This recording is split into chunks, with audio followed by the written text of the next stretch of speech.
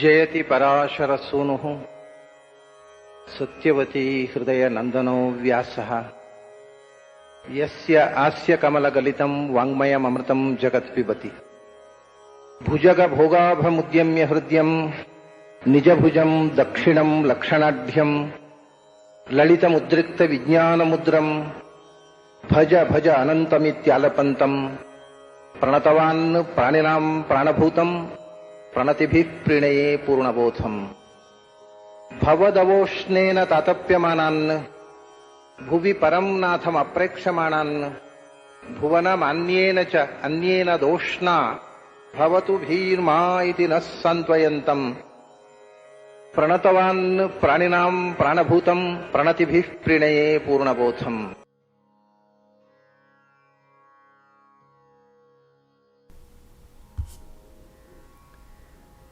Bhagavad Gita is one of the original scriptures from India. In this scripture, Lord Krishna is the critical playmaker or impresario. Krishna preaches Bhagavad Gita to Arjuna. In the background of Bhagavad Gita, we are introduced to Mahabharata. Krishna's earlier avatar is Rama. According to Hindu philosophy, Rama and Krishna are two avatars of the same divinity. And in par with the popular belief, Rama is the seventh avatar and Krishna is the eighth avatar. There is a big difference in the characteristic principles of Rama and Krishna. These differences are fascinating. We will examine these in closer detail. We will also be exposed to Ramayana as well as Mahabharata. With the background of Ramayana and Mahabharata, we will gently wade into Bhagavad Gita. Gita is the essence of Upanishads. What is found in the Gita also appears in the Upanishads. By seeking these nuggets in Upanishads, an introduction to the Upanishad ensues. While we cover the Gita, we will briefly touch on some of the significant scriptures from Hindu philosophy, including the Ramayana, Mahabharata, and the Upanishads. However, I will not wholly analyze Gita in the backdrop of these scriptures. Gita has 18 chapters with a total of 700 shlokas. It is impossible to do an in-depth analysis of all the 18 chapters in a short period of 7 or 8 days. It may be simpler to just read and recite the shlokas for 7 or 8 days. This recitation is a spiritual practice called Parayana, a common practice among those who study the scriptures. There is an extraordinary chapter in Gita that summarizes the essence of the earlier chapters. The summary chapter is the 15th chapter. The speciality of this chapter is that Sri Madhvacharya quotes this chapter on many occasions. This chapter was very dear to him. Sri Shankaracharya also said that the essence of Gita is the 15th chapter. In the 15th chapter, Shankaracharya says that the spirit of the Gita is in the 15th chapter and is the essence of Upanishads. Thus, if we consider all the scriptures, Ramayana, Mahabharata, Puranas, and Upanishads, the condensed message of all the scriptures resides in the 15th chapter of the Gita. The 15th chapter of the Gita is considered the single most crucial chapter of the epic. And this is according to the historically recognized experts in Vedanta, including Sri Madhvacharya, Sri Shankaracharya, and all the other significant scholars who wrote translations of Gita.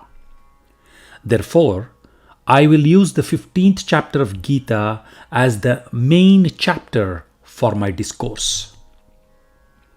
Using the 15th chapter as the background, we will touch on later and previous chapters, including 1 to 14 and 16 to 18. The background will include the 18 parvas of Mahabharata. Using Mahabharata as the backdrop, we will also touch upon Ramayana. For all these Puranas and scriptures, the source, the mother tree, or the Upanishads. Upanishads are the brilliant structures radiating the light of knowledge for anyone engaged in the study of Adhyatma and in the quest for the truth. With this background, we will also have the opportunity to use quotes from the Upanishads while covering the Bhagavad Gita. Thus, you can take any subject. The main topic is the same. Whether one talks about Ramayana, Mahabharata, Upanishads, or the Bhagavad Gita. It is the 15th chapter of the Gita. Before entering into the 15th chapter, let me present some background information. Today, there is a general trend that is evident in the current practice of studying the scriptures. The Bhagavad Gita, the Upanishads, and other crucial Vedic literature, and they are losing their way. The main reason is that the number of people reading directly from the original Sanskrit texts are decreasing in number. These days, in general, if one is interested in learning about the Bhagavad Gita or any of the Upanishads, one looks for an English translation.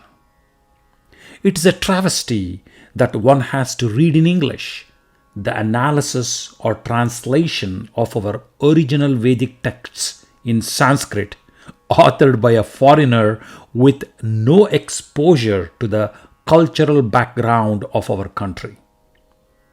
Many people translate Gita into English without any knowledge of Sanskrit. There are translations available of Gita in various regional languages, including Kannada. Most of these translations lack the root inspiration of the Gita and talk about something entirely different and irrelevant. By reading Gita from translations, one is reading something unrelated without really experiencing the valid message of Gita. But this issue is not there in other countries. For example, if Christians want to read their religious text, the Bible, it's available in their mother tongue, English, so they can read it, digest the message, and understand it easily. If they like the content, they may get a hard copy for themselves. In our case, our religious scriptures are in a foreign language to most of us, since Sanskrit is like Latin to us. Our situation is that we get to read about our religious scriptures from someone else who has written translations about the scriptures based on their understanding and interpretation. We carry the burden of misunderstanding or misinterpretation of these translations. Due to such misinterpretation and incomprehension, the reader gets a not entirely convincing message and is left stranded with more questions than answers. In the Upanishads, we come across one crucial point. Perhaps we have all forgotten about it. It is that whatever we do, we should do it with knowledge. Also, we should have faith or belief in our understanding. To do any action, we should do it with knowledge and belief, an essential aspect of the relationship between knowledge, belief, and action. First, know it, believe in it, and then do it. For example, many reasonably pious and religious people follow religious practices like performing various pujas and etc. If you ask them why they are following specific practices, they generally have no answer. The reason may be that they are simply following the tradition practiced by their elders. The knowledge of why we follow certain practices is lost. This loss of knowledge continues for a generation or two. Now, the younger generation is questioning why they should follow such a tradition or custom of their elders when we do not know why we are doing it. Our present day elders lack the knowledge of why, since they have been just following a practice established by their elders. So, when the youngsters ask questions, the elders who do not know the answer simply try to exercise their authority through angry replies like, "You should not ask why. You have to learn to listen to your elders." The younger ones lose faith in religious practice through such actions and reactions of the elders with improper knowledge and understanding. The danger to our culture and tradition comes not from the action of outsiders, but our own actions. We are not teaching our kids about our cultural heritage through proper understanding. As a result, they are losing faith in our religion. It is vital that whatever we do, we should first know it and then believe in it as we do it. We must understand where we have been derailed and become a laughing stock among foreigners. Such a vast wealth of Vedic knowledge has been bestowed upon this nation by our ancestors. We commit a colossal sin if we cannot impart this wealth of knowledge through proper understanding to our younger ones, and will lose the right to call ourselves the heirs to this vast ocean of Vedic knowledge. It is essential for us to be concerned about this matter. A common belief among people is that all this talk about Vedanta is not for us, and these people are constantly engaged in today's transactional world. Since it is such a vast and esoteric subject, we do not aspire to think about it. Srimad Bhagavadgeeta says about this venture of a commoner attempting to enter the world of Adhyatma. Srimad Bhagavadgeeta was a literary giant and a scholar non-pareil in the world of Vedanta. He was born in the district of South Canara. He is the founder of the Dvaita philosophy.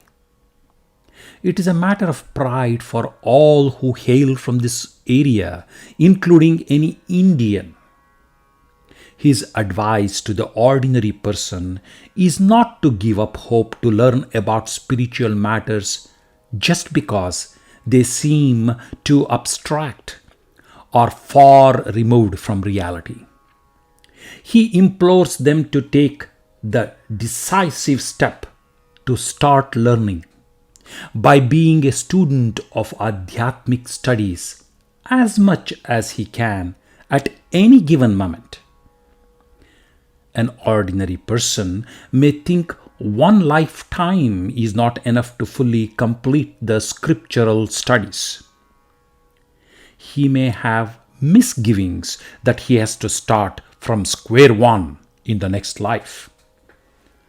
To such a person, Srimad Bhagavadgeeta says, do not despair that you cannot achieve the goal of attaining self-realization in this lifetime.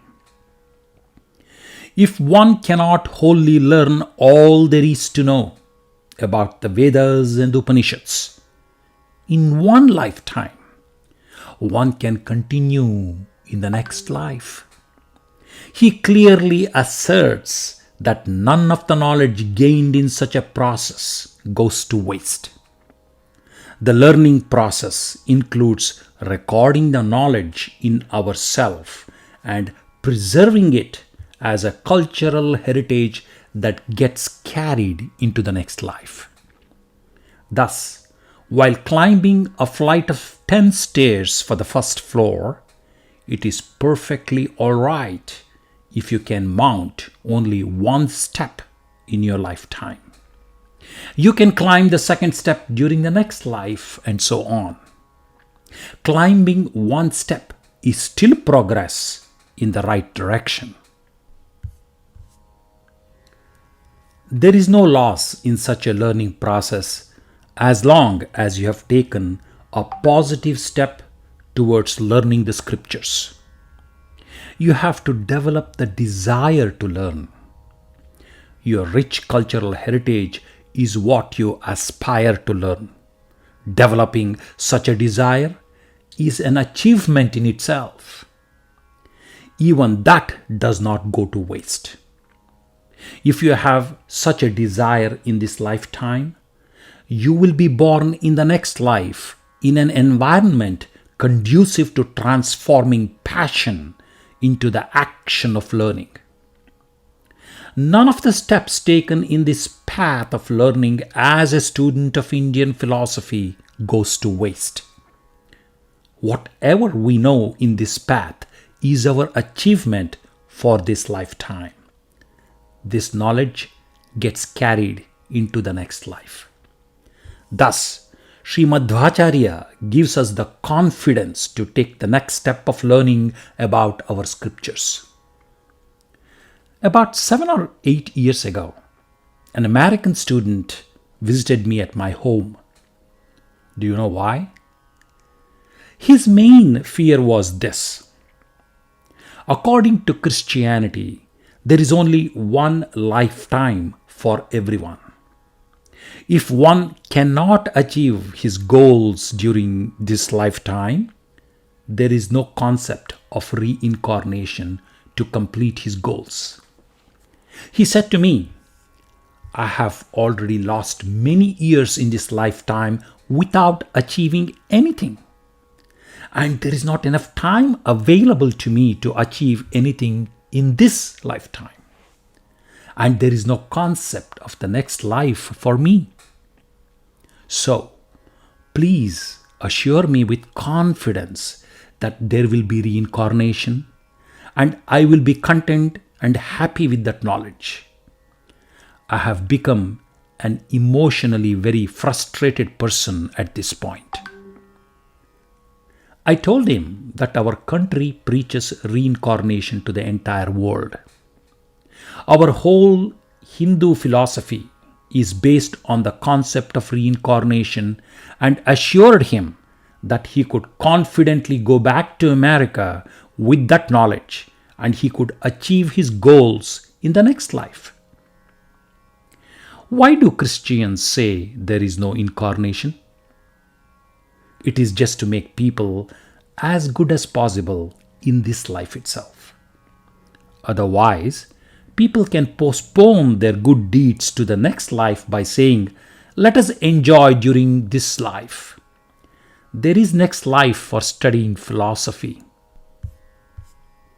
And the same logic can be carried over to the next life. How can we break out of such a cycle of postponing good actions to the next life and get into doing good in this lifetime itself? Firstly, let us not take it for granted to enjoy this life and do the good deeds in the next life.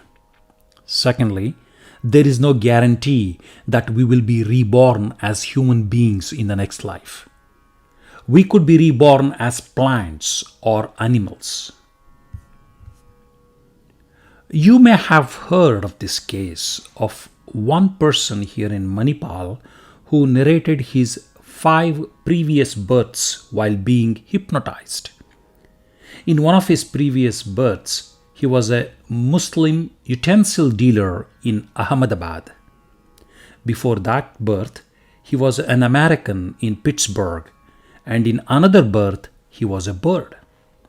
So, what is the guarantee that one will be born again as human?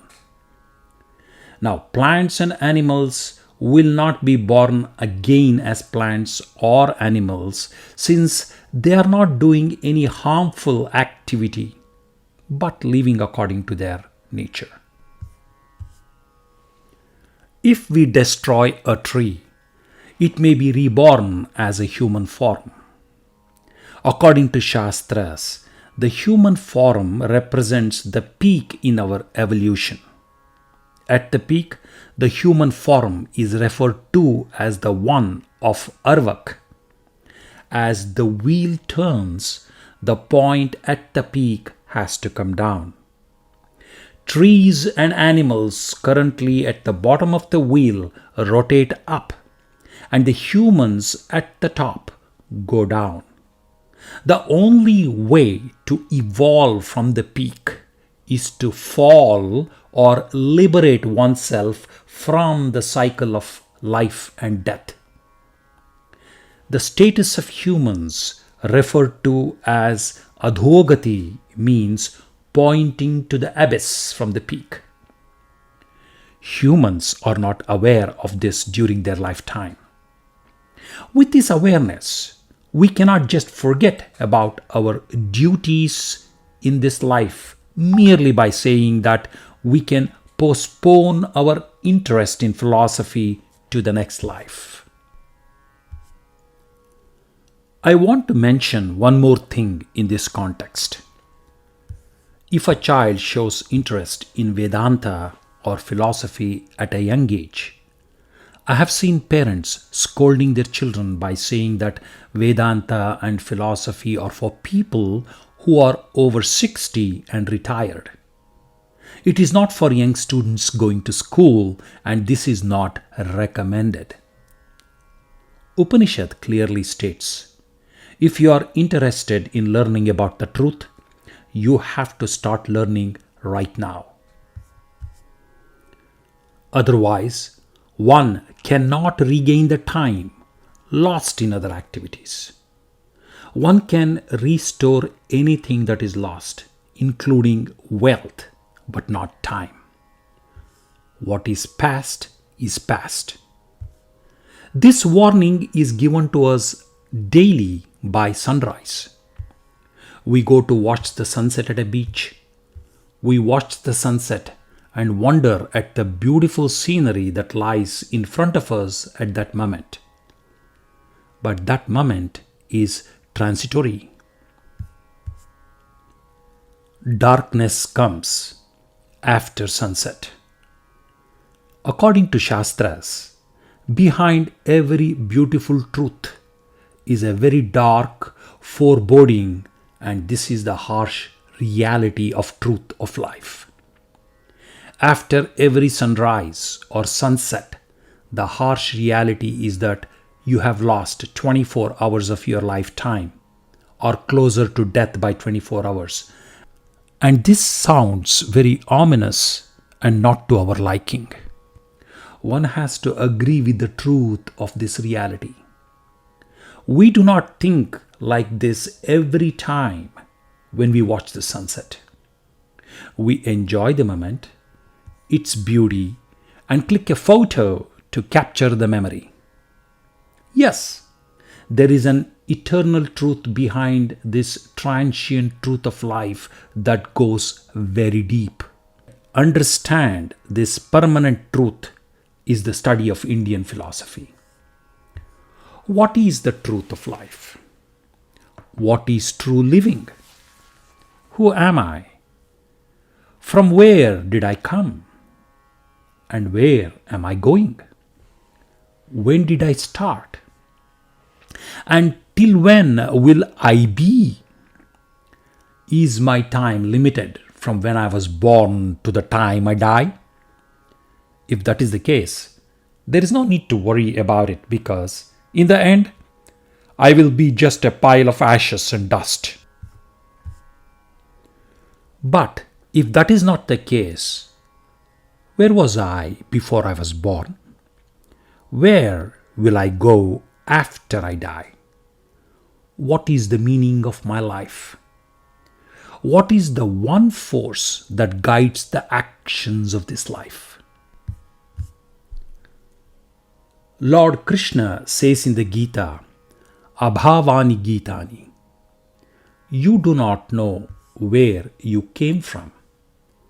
You do not know where you are going. You have 3 moments in life. Why are you just running around aimlessly? In the Bhagavad Gita, Bhagavan Krishna implores us to know where we came from and where we are going. The search for answers to these critical questions of life, the study through contemplation of such questions and answers realized form the core of our Indian philosophy. To understand Indian philosophy or the Bhagavad Gita, one needs to be aware of 2 things. First, Indian philosophy is a study of how the mind works and its application to our lives. In other words, we find a deep understanding of human psychology in Indian philosophy. The psychology of the mind and the philosophy of life are intertwined as one. In the West, it is very different. Psychology and philosophy are separate subjects of study. In India, we do not find a separate branch of the study of psychology. It does not mean that our ancestors did not understand the psychology of the mind. For them, psychology and philosophy were the same. We study the Bhagavad Gita with the background of human psychology. Our understanding is better with such a background compared to understanding it without a human psychology background. There is also another branch of study in India, numerology. To understand Indian philosophy, one needs to understand numerology. Let me give an example by pointing to the importance of the number 18.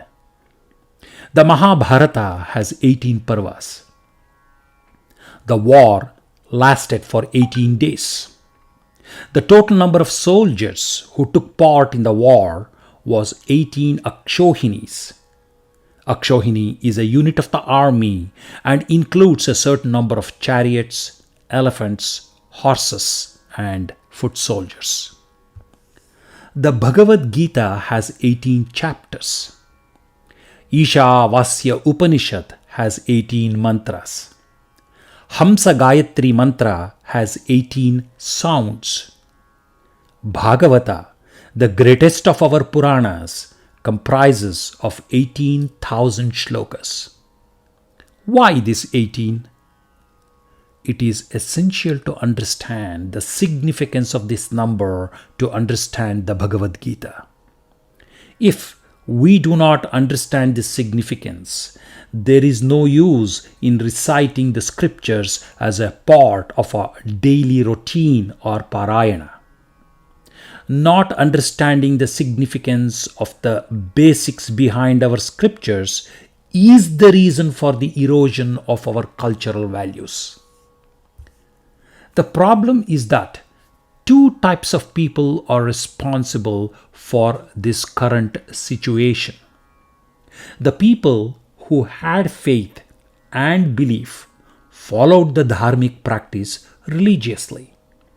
They did not understand the doctrines of the faith, the Bhagavad Gita or the other texts, offered daily prayers to the Lord, but kept the doctrines of the faith in nicely bound volumes with pomp and decor.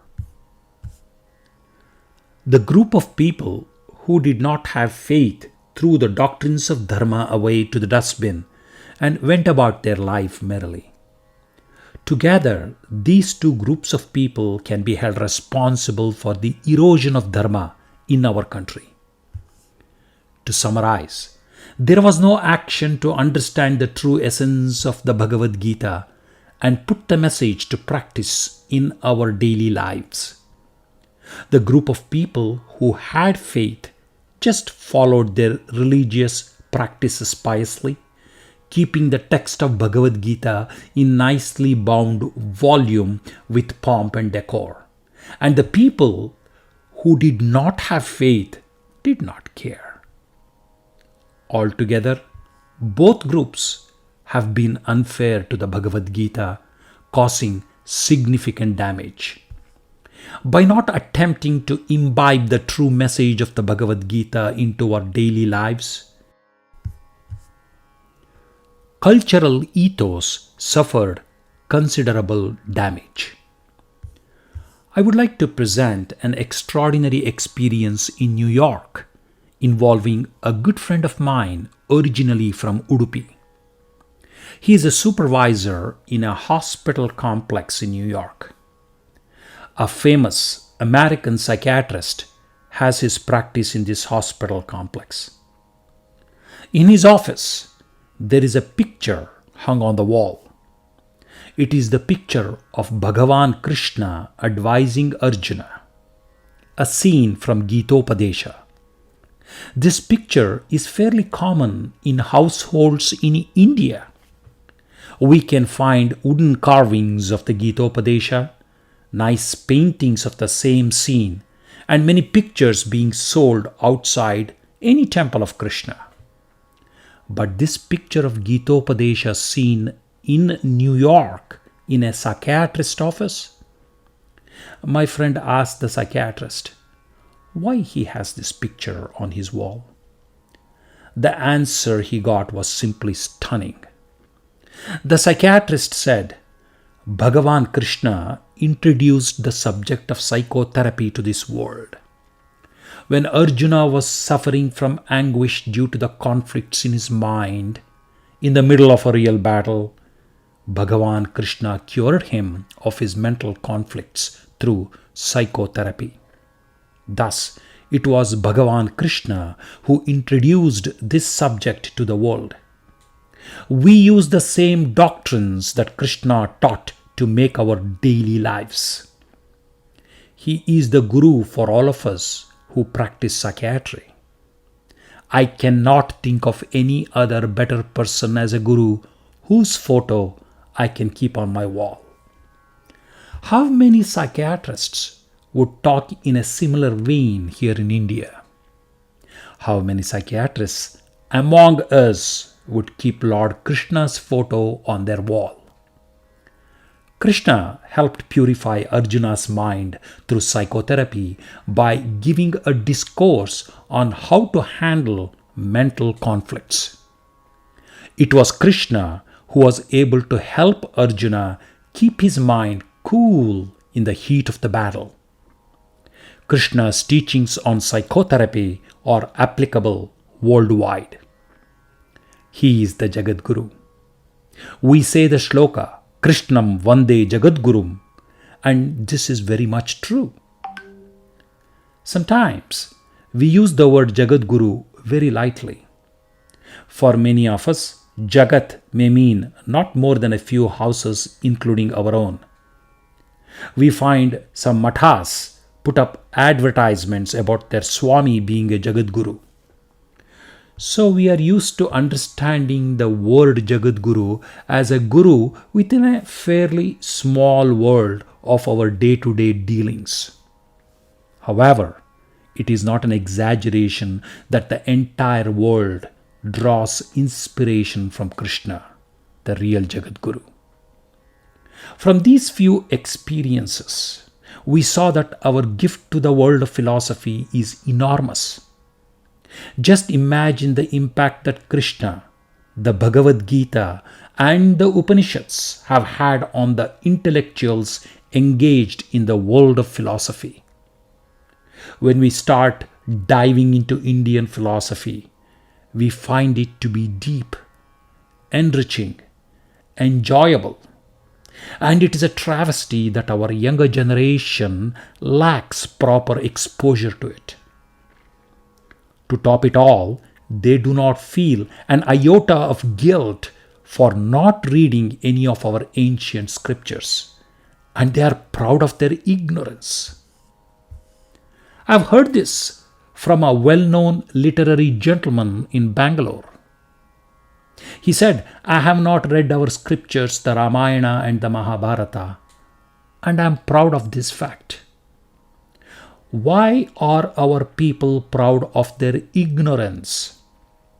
I cannot understand why our people look down upon our cultural heritage. Ignorance seems to be a qualification in this country. I recall the words of John Woodrow, who used to be the Chief Justice in Calcutta during British times, and this is before independence. When he asked a group of college students about their opinion on ancient Indian scriptures like Ramayana, Mahabharata, and Bhagavad Gita, they responded with disdain that they are all meaningless. The popular belief among the younger generation, even at that time, was that our scriptures were a pile of blind beliefs and grandmother stories. Such response from the younger generation, who talked about such a vast country's original scriptures without adequately understanding, saddened John Woodrow. He wrote with so much anguish, "Please do not say that the original ancient scriptures from India are meaningless. Please try to read them. Try to understand them. They may be good or they may be bad, but they have meaning. The ancestors of India were not fools to write about what is meaningless." John Woodrow wrote this over 60 years ago. But what he wrote then is relevant even today. We have a huge wealth of spiritual capital of Adhyatma philosophy in this country. We cannot forget our rich wisdom of spiritualism, which lies right in front of our eyes. If we lose our cultural heritage, we will not even realize the enormity of our loss. Having wealth is not as important as being aware of our wealth. If we are not aware of our riches, it is as good as being a pauper. It is time we wake up to realize our wealth of wisdom of spirituality and give it the recognition and respect it deserves. The need of the hour is to start opening texts like the Bhagavad Gita, read them, understand them, and inculcate them into our daily living.